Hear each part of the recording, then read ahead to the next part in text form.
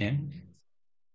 Assalamualaikum warahmatullahi wabarakatuh. Bertemu kembali dengan saya Gunawan SSI dari SMA Negeri 1 Puncu. Ya, saya di sini sebagai trainer Poltreking Elektro. Dari kesempatan hari ini saya akan mempresentasikan cara mudah merakit power bank. Oke, kita ikuti tahap berikutnya. Power bank ya itu secara definisi adalah sebuah perangkat charger portable yang dibuat untuk pengisian daya elektronik, misalkan handphone yang sering kita pakai itu uh, yang sering menggunakan power bank ya handphone ya. Ada beberapa pertimbangan orang membeli power bank, biasanya mencari yang ramping ya dan mudah dibawa kemana-mana dan kapasitasnya yang tinggi. Ya. Untuk saat ini perlu nggak ya power bank ya menurut kita ya, menurut kalian, menurut Anda? Saya kira masih perlu ya untuk hal tertentu kita eh, masih memerlukan power bank ya, misalkan dalam perjalanan ya, atau mungkin saat istri padam ya, perjalanannya kalau jauh ya saya kira perlu ya untuk mengantisipasi sampai kita eh, kehabisan daya ya daya ya. Atau saat di lokasi itu terpencil ya kita berkemah atau camping. Yang berikutnya, jika kita bekerja di tempat yang mungkin jauh dari rumah, ya itu atau mungkin di lain tempat ya di lain tempat lain lain tempat kita bekerja, ya itu kalau waktunya lama ya baterai kita rawan habis, maka kita perlu power bank. Yang berikutnya adalah pada saat suatu kondisi tertentu HP kita drop, ya bisa jadi kita memerlukan power bank manakala kita belum uh, berkesempatan untuk memperbaiki handphone tersebut ya mengganti baterai misalkan ya. Nah itu kita bisa menggunakan power bank ya, kapan kita tidak perlu kok menggunakan power bank ya, pada saat di rumah saya kira nggak perlu ya, nggak perlu memakai power bank karena stok listrik ada ya di setiap rumah saya kira. Uh, Baterai HP normal dengan kapasitas besar dan penuh ya, kalau HP kita baterainya normal tidak ngedrop ya, itu maka akan kita nggak memerlukan ya. Atau saat kita tidak pengen ribet ya, ah, nggak- misalkan nggak mau ribet ya bawa bawaan barang bawaan tambahan ya itu ya berarti kita nggak perlu menggunakan power bank. Eh, di sini pada materi ini ya saya akan mengajak eh, bagaimana cara merakit power bank dengan mudah ya, dengan berbagai variasi dan modul dan baterai ya, tentunya. Yang berikutnya adalah eh, peserta didik bisa menambah wawasan tentang nilai ekonomi dan prospek bisnis power bank ini.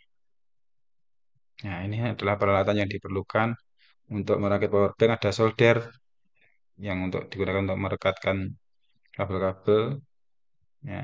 Multimeter untuk mengetes ini ya, untuk dalam hal ini adalah mengetes plus minusnya manakala baterai yang kita beli itu tidak ada tanda plus minusnya, maka kita bisa menggunakan multimeter ini. Dan sedangkan gunting ya bisa digunakan untuk memotong ya, atau nanti bisa pakai cutter juga boleh. Ya, di situ sudah ada gambar, eh, saya sajikan gambar multimeter yang digital maupun yang manual analog ya. Untuk variasi solder bebas ya, yang penting bisa berfungsi dengan baik. Sedangkan untuk bahan yang diperlukan untuk membuat power bank adalah modul power bank. Ya, modulnya bisa bermacam-macam, ya bisa eh, bervariasi. 5 kabel dan baterai 3,7 volt. Oh ya, macam-macam baterai yang bisa kita gunakan untuk power bank. Ya, di situ ada eh, beberapa pada gambar itu sudah saya sajikan beberapa pilihan. Yang pertama adalah baterai 18650 flat top, yang di sini adalah sama datar atas bawah, bentuknya seperti ini. Eh, yang di sini ada lambang plus minusnya ya, ini kan akan mempermudah kita ya dalam merakit nanti. Di sini ada baterai 18650 yang biasa, yang ada ini ada tidak datar ini ya. Yang berikutnya adalah yang warna kuning itu ya, baterai polimer ya. Ini ini biasanya tipis ya, berupa lempengan. Yang berikutnya adalah baterai lithium HP jadul yang seperti ini, ada merek Nivea dan seterusnya ya, ada macam macam baterai. Untuk yang baterai lithium HP jadul ini bisa kita temukan di marketplace dengan harga yang murah ya kira, karena eh, sudah discontinue untuk HP-nya ya, jadi sudah jarang orang beli ini.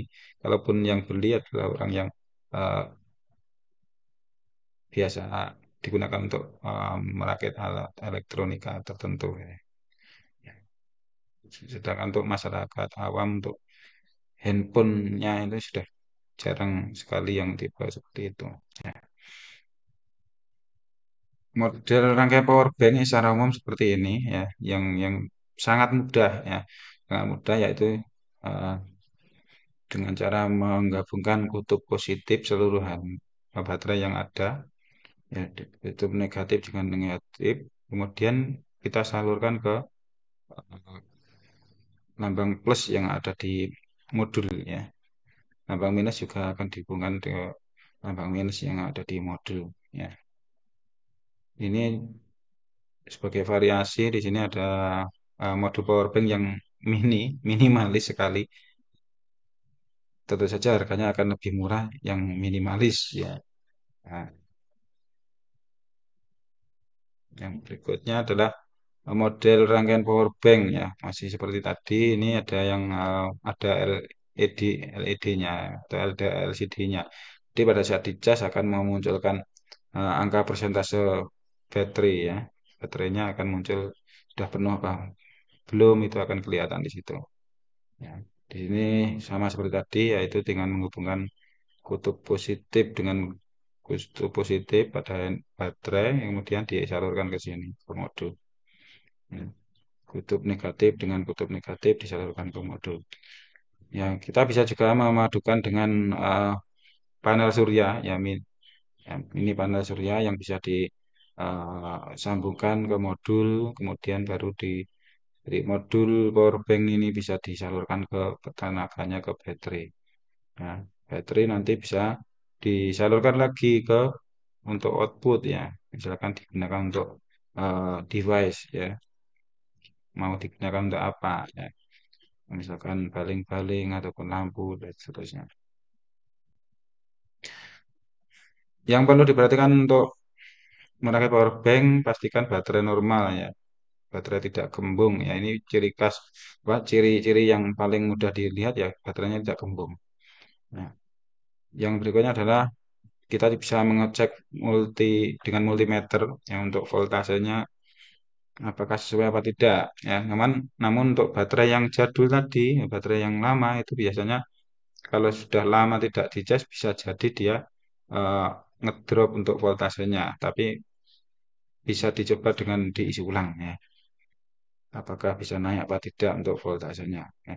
Jika naik maka normal. Yang berikutnya adalah sambungan tidak boleh terbalik ya. Ya, biasanya kalau kita beli modul di marketplace, penjual itu akan mewanti-wanti bahwasanya kita tidak boleh sampai terbalik ya untuk pemasangan kutub positif dan negatifnya pada modul itu. Ya, karena bisa jadi akan menimbulkan kerusakan ke modul. Ya. Jadi itu untuk pedoman yang perlu diperhatikan. Ya, tantangan ya. Sebenarnya tantangan apa sih dalam merakit power bank ini? Tantangannya ya sebenarnya ya itu tadi, harga baterai mahal ternyata. Ya, spare partnya mahal.